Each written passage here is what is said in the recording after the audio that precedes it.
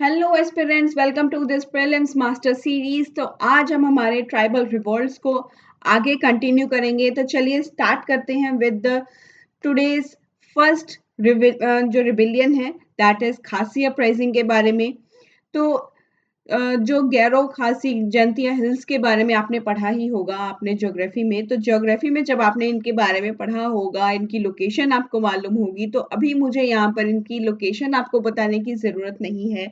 जब भी हम कोई रिवॉल्ट के बारे में जानने की कोशिश करते हैं तो सबसे पहले आपको मैं यही बात आपको बताती हूँ, दैट इज़ वेरी इंपॉर्टेंट, कि आप लोगों के लिए हर रिवॉल्ट में आपको एक जो प्रोमिनेंट लीडर्स होंगे वो याद रखने की ज़रूरत है। और ये कहाँ पर हुआ था, जो लोकेशन है वो आप लोगों के लिए इम्पोर्टेंट हो जाएगी। और यहाँ पर आपके लिए इम्पोर्टेंट हो जाएगा जो क्रोनोलॉजी जो रिलेटेड होती है एक पर्टिकुलर अपराइजिंग के साथ। तो आज हम जो डिस्कस करने वाले हैं दैट इज खासी अपराइजिंग के बारे में। ये 1833 के जो टाइम पीरियड था इसके अराउंड में ये देखी गई है। तो इससे जो है इसकी लोकेशन को अभी हम देखेंगे, दैट इज गैरो खासी एंड जंतिया हिल्स जो मेघालय में है। ये हमने जो है आपने ज्योग्राफी में भी देखा होगा इनकी लोकेशन के बारे में, और इसके बारे में अभी इतनी डिटेलिंग के जानने की ज़रूरत नहीं है क्योंकि मैंने आपको लोकेशन ऑलरेडी यहाँ पर बता दिया है कि ये गैरो खासी एंड जंतिया हिल्स जो थी मेघालय में है। यहाँ पर ये अपराइजिंग देखने को मिली थी।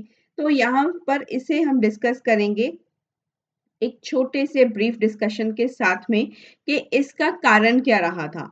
The prominent leader associated with this particular uprising that is Tirath Singh. जो तीरथ सिंह थे वो यहाँ से आपका इम्पोर्टेंट हो जाते हैं। और इन्होंने ही ये जो है रिबिलियन को जो है यहाँ पर लीड किया था। यहाँ पर जो हमारे जो रिलेटेड अगर देखें तो फिर ट्राइब्स जो रिलेटेड थी इसके साथ वो थी हमारे पास खासीस थे, गैरोस थे, खमतीस थे और संगपोस थे। तो इन्होंने मिलकर एक अपना जो है एक ग्रुप बनाया था जो अगेंस्ट थे। किनके अगेंस्ट थे? ये आउटसाइडर्स के अगेंस्ट। जो भी आउटसाइडर्स थे उनके अगेंस्ट इन्होंने ये रिवोल्ट किया था, ये अपराइजिंग हुआ था। बेसिकली बात करें तो जो इंग्लिश मेंस थे, ब्रिटिशर्स जो थे और बंगालीज जो थे और द प्लेन लेबरर्स जो हुआ करते थे, उनके अगेंस्ट में इन्होंने ये रिवोल्ट किया था। और अल्टीमेटली इसे सप्रेस कर दिया गया था बाय 1833। तो 1833 तक आते आते इसे सप्रेस कर दिया गया था। नेक्स्ट जो हम अपराइजिंग के बारे में डिस्कस करने वाले हैं दैट इज सिंघपोज रिबिलियन। सिंघपोज रिबिलियन ये 1830 के ऑनवर्ड्स यहाँ से इसके आगे से अगर हम देखें तो 1830 के बाद से हमें ये देखने को मिला है। अराउंड 1830 से हम इसका टाइम पीरियड देखते हैं। ये आसाम में हुआ था। इसकी लोकेशन है आसाम में। तो इसके बारे में हम डिस्कशन करेंगे। ये जो अपराइजिंग है, ये अपराइजिंग जो है वो एक ट्राइब है दैट इज सिंघपो ट्राइब जो आसाम में है। आसाम की सिंघपो ट्राइब ने जो है जो इस रिवोल्ट को जो है फाइट किया था, that was against the British colonial rule. जो ब्रिटिश का जो कॉलोनियल रूल था उसके खिलाफ ये अपराइजिंग जो है हुआ था by the Singpho tribe in Assam. जो सिंघपो ट्राइब के लोग थे उन्होंने मिल करके एक यहाँ पर एक ग्रुप बनाया which fight against the British colonial rule. और इससे जो है इस रिबिलियन को, इस रिवोल्ट को लीड किसने किया था? By the chiefs like Ningroola. जो निनगरूला जैसे जो चीफ्स थे, इन ये आगे आकर के इन्होंने इनके नेतृत्व के अंदर ये अपराइजिंग हुआ था। और ये हुआ क्यों था? It was sparked by the oppressive policies.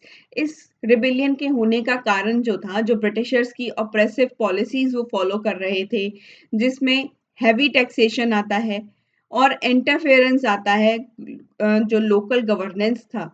Local governance में ब्रिटिशर्स का इंटरफेयर करना, हैवी टैक्सेस का इम्पोज होना, ये एक इसका कारण बने थे।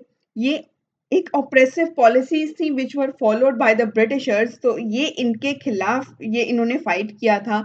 बट इवेंचुअली ब्रिटिशर्स ने इस अपराइजिंग को भी, इस रिवोल्ट को भी सप्रेस कर दिया था। बाय द एंड ये भी सप्रेस हो चुकी थी। तो चलिए नेक्स्ट जो रिवोल्ट है दैट इज बस्तर रिवोल्ट, इसके बारे में देखेंगे। बस्तर रिवोल्ट ये 1910 जगदलपुर में हुआ था। इसके बारे में छोटा सा डिस्कशन हम लोग करने वाले हैं। That is a significant tribal uprising है। ये एक ट्राइबल अपराइजिंग था against the feudal exploitation. Feudal lords तो आपने पढ़ा ही होगा, हमने देखा है कि हम छोटी छोटी ट्रिब्यूटरीज हो जाती थी जो राजा के नीचे जो हुआ करती थी। फ्यूडल लॉर्ड्स जिन्हें कहते हैं, फ्यूडेटरीज जिन्हें कहते हैं, सामंत जिन्हें कहा करते थे हम लोग। तो ये सामंत जो थे वो एक्सप्लॉयटेशन कर रहे थे, सामंत के द्वारा जो शोषण हो रहा था। और जो फॉरेस्ट का जो टैक्सेस थे, फॉरेस्ट के जो ऊपर टैक्सेस लगा देना, सामंत के द्वारा जो है शोषण होना, तो ये सब चीजें जो थी ये इसका इस इन सब चीजों के अगेंस्ट ये अपराइजिंग हुआ था। तो ये एक कारण बना इस रिवोल्ट के होने का कि फ्यूडल एक्सप्लॉयटेशंस हो रहा था, सामंत के द्वारा बहुत ज्यादा जो है लोगों का शोषण किया जा रहा था, और फॉरेस्ट के ऊपर जो है वो टैक्सेस का इम्पोज होना, ये भी एक इसका कारण बना। तो जो ट्राइब्स थी इन्होंने प्रोटेस्ट किया द कॉलोनियल एक्सप्लॉयटेशन के खिलाफ। इन्होंने कॉलोनियल एक्सप्लॉयटेशन जो था, ब्रिटिशर्स के द्वारा किया जाने वाला शोषण जो था, इसके विरोध में भी इन्होंने जो है प्रोटेस्ट किया। और जो फ्यूडल स्ट्रक्चर था वो भी यहाँ पर बहुत ज्यादा इंटरफेरेंस कर रहा था, एक अनलॉफुल चीजें क्रिएट कर रहा था against the tribal land rights. जो ट्राइबल लैंड राइट जो थे इनके इनके जो अधिकार थे, भूमि के जो इनके अधिकार थे ट्राइबल्स के, जनजातियों के, उनको जो है उल्लंघना ये कर रहे थे। तो इनके खिलाफ इन्होंने ये एक रिवोल्ट किया था। तो नेक्स्ट हम बात करने वाले हैं, दैट इज कुकीज रिवॉल्ट। तो यहाँ पर जो बस्तर रिवॉल्ट है, I will remind you once again later, once again, कि यहाँ पर आपके लिए जो ट्राइबल्स यहाँ पर इंपॉर्टेंट होंगी वही यहाँ पर आप लोगों के लिए इंपॉर्टेंट रहने वाली हैं। जो आप लोगों के लिए कोई पर्टिकुलर पर्सनैलिटी यहाँ पर आएगी तो वो पर्सनैलिटी आप लोगों के लिए इंपॉर्टेंट होगी। इसका क्रोनोलॉजी आपको याद रखना है, इसका लोकेशन आपको याद रखना है, कारण वहां पर कोई नहीं पूछने वाला कि इसका भैया कारण बता दो। तो कारण तो कोई नहीं पूछने वाला, वो आप लोगों की अपनी जो है नॉलेज के लिए मैं यहाँ पर आपको बता रही हूँ।